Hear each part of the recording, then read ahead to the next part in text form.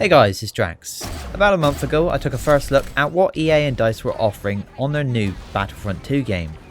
But with actual gameplay from EA Play at E3, we can make an informed decision as to whether we pre-order this game or not.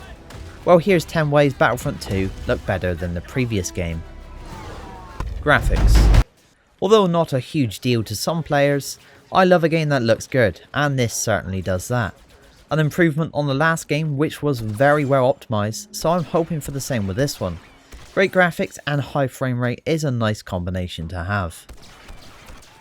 Map size and detail. The map we saw was Feed on the Boo. This had 3 areas which the droids would progress through to eventually reach their target of the throne room. I would say the map size, which I would class as the playable area for infantry, was about the same, but with way more detail and Easter eggs lying around. Big enough that you could get a flank on enemies though once you learnt the map.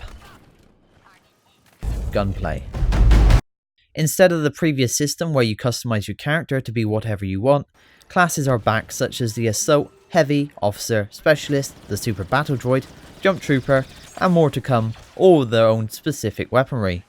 I'm a big fan of class gameplay, working together in a squad, and we saw this being key in some of the fights where the Heavy would use his shield and the other classes would move up with him. This follows on to the improved star card system, which now looks to change the abilities you have on the class, making you more efficient in certain areas. These are called ability modifiers, ranging from the standard versions up to epic.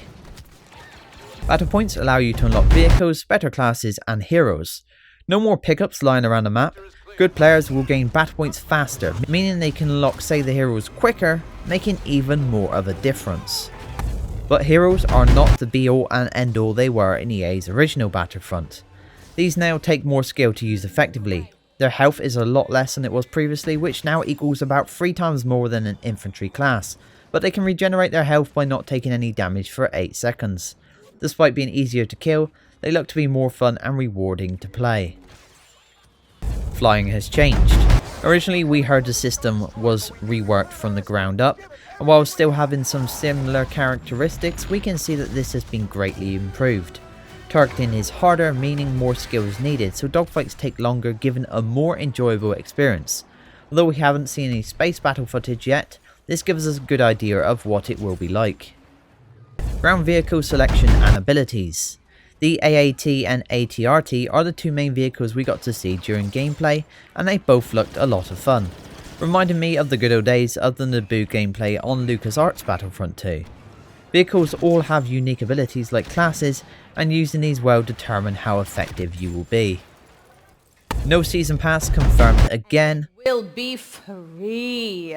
Post-launch for all players at no additional charge. All post-launch heroes, maps, weapons and vehicles will be free. Everything added to the game after your purchase will be free, with both editions currently available. Every season new content will be added to the game that includes new characters and maps. Microtransactions will however be in the game, but only in a small way, affecting the ability modifiers.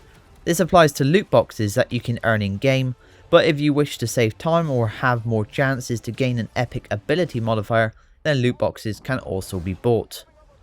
And the final point, huge variety. Everything we have just looked at is based upon the Battle of Feed gameplay we saw at EA Play. This is however just one map in one era. When the game launches it will have more maps than the first Battlefront, and as I said in the previous point, more will be continually added. Currently I count 10 heroes which are cross era, which is a little disappointing. Maybe as they add more in the future the cross era stuff will be dialed down a bit. It's interesting to see who would win, but for immersion it's a little bit off-putting. Also to mention on this point that the devs have stated the game will have 3 times the content of the previous one, which I played for around 200 hours, so 600 hours of gameplay at launch sounds pretty good to me. So that's 10 points I gathered together from watching Battlefront 2 over the weekend. I'm definitely hyped for this game and I hope you are too. EA and DICE seem to have listened to the Battlefront fans and come up with a game that we can get behind. Some of you may disagree with this decision, but my game is pre-ordered and I look forward to playing the early beta, at which time I will be updating this channel with more details on the game.